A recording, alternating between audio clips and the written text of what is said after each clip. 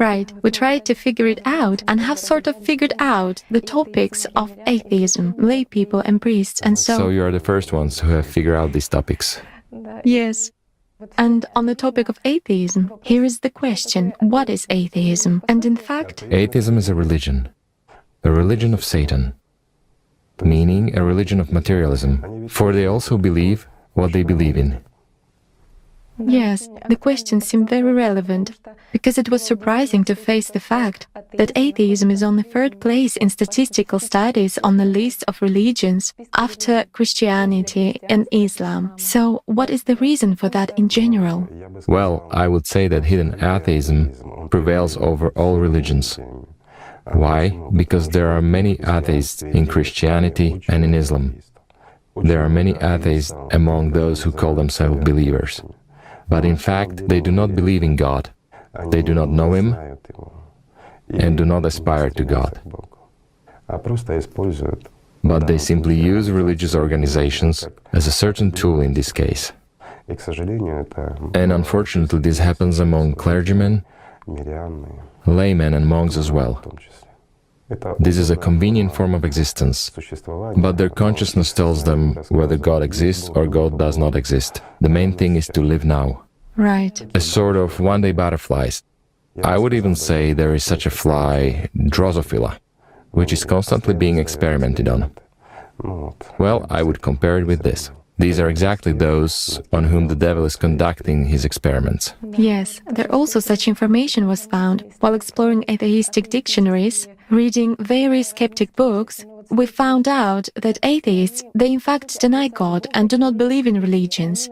They call religion a lie and deceit, meaning ignorance, lies and deception. And in fact, it turns out that they themselves do not believe. And they constantly demand to prove the existence of God. Yes. But let's figure out who among people does not require proof from God that He exists. Don't believers do the same? We have talked about this more than once, and people know that. Oh God, if you exist, make my tummy not ache. Yes? I have already given similar examples. Or, God, if you exist, let my financial situation be resolved, and then I will believe in you. The situation was resolved, but the person forgot about his promise. And again, let's put it so, from whom do these proposals for God come? From consciousness. But these are not even proposals. These are ultimatums to God. If you exist, prove that you exist. From consciousness. But consciousness immediately says, no matter how hard you try to prove to me that you exist, I will not believe you. Why? Because people should know and understand. Consciousness will never perceive anything that is related to the spiritual world, the real true. It will always doubt. Always. A simple example, we have already mentioned it several times. This disbelief of so many people at those times when they were near Prophet Muhammad, peace be upon him, and even with Jesus. What is here to talk about? Human consciousness. And the more firmly, let's say, Satan holds strings and manipulates such a puppet, which considers itself to be a human, the less of a chance the human has to come into contact with the spiritual world. This is also true. But after all, human is not a puppet. He's a human. And in fact, no one can force him as a personality to make his choice, to choose serving Satan or serving God. The cognition of the spiritual world and aspiration and coming there depends on the person himself. No Satan has the right to defeat a human who aspires to God. And Satan cannot break the rules that are not set by him. No one can. Yes. In fact, Satan is the one who opposes everything that comes from God. In reality, he opposes nothing. He's just an always hungry program that constantly requires energy, and everything else are tricks and ploys just for feeding itself. Let's take people, for example. People who feel hungry also resort to cunning and everything else, isn't it so? Don't animals act like this? They do. The only thing that is different is that this is a well-organized, let's say, structure with a huge intellect. And well, it is self-developing, meaning what we now call artificial intelligence. Well, I would compare it this way. And we might have attributed our consciousness, let's say, our thought process to a quantum computer. Well, they all are interconnected and form a single chain. But the only thing that needs to be considered here is that consciousness, as they say, even though it is primitive, everyone has it, both the microorganism and, excuse me, the parasites that live in the human body. They are well organized, and it is indeed so, because it is they who force you to take these or those products. If parasites living in you need sugar, you drink a cup of coffee, let's say, with an extra spoonful of sugar, and think that it is you who want this, even without thinking who really wants it. And imagine if a certain group of parasites can dictate to such a supreme being, evolutionally developed one, as atheists say, accidentally formed, but one that has reached maximum level of development, while simple worms dictate to them. Here is an example how programs actually work. Also, those same microbes and viruses, they also introduce their dictatorship and also rule. And there are a lot of such examples. They manipulate not only ants and animals, they also manipulate people.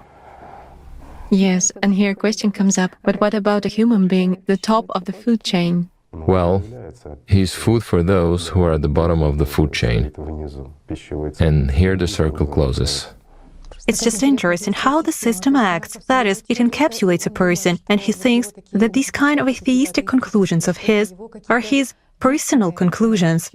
Absolutely. Well, everyone wants to consider himself to be very intelligent, and in fact considers himself, let's say, capable of understanding so many mysteries. But these are all derivatives of pridefulness and everything. Only a prideful one can deny the existence of God and consider himself above someone else and assume that he knows everything. It's impossible to know everything. It was also interesting, when studying this question, we faced information that even that very atheism, which in fact was in ancient Rome and in ancient Greece, and that it was inherent in these elitist circles, who have their own... And you have just said the key phrase.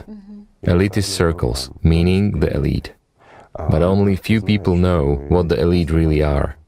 Elite are the servants of El, or ones who belong to the circle of El. And who is El?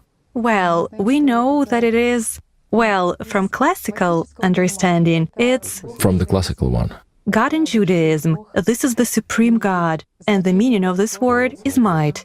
And look, now you're telling interesting things. After all, Judaism is mono-religion, right? Mm-hmm. It believes in one God, but how and where does the supreme God come from?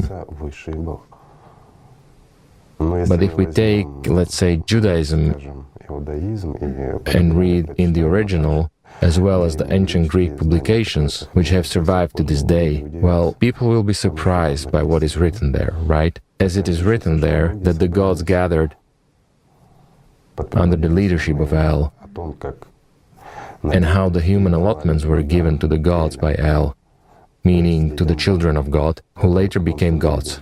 Well, all of that are, let's say, the echoes of ancient legends, which just told the truth. But history, or rather historians, pretty much erased and changed it. And here, instead of the truth, we got Olympus, you know, with its gods. But this story, it copies exactly that reality which actually happened in Atlantis. What is now called Atlantis, but it was called differently. But what's the difference? Now it's called Atlantis. Igor Mikhailovich, and who is El? El? In actual fact. Well, for those who love history, in classic form, I'll say so, I'll tell a little fairy tale that has the right to exist. Whoever wants, he believes in this tale and looks for evidence, which there are a lot, in fact, a whole lot. And whoever doesn't want to, they just perceive it as like I said, just a fairy tale. In order to understand how it was in reality, well, I'll make it easier for understanding. Once there was a civilization that was much more developed than now. They aspired, like any material, let's say formation, to autocracy. They aimed at single world government, as, let's say, as now many are striving for. But they explained that the world should be united, people should live well, and when there is a single world government, there is one world, there are no wars, no, well, let's say, misunderstanding in terms of economy and everything else. And indeed, at a high stage of evolutionary development, people have to be united after all, but they have to be controlled to avoid chaos. And out of the best motives, a single world government was created. But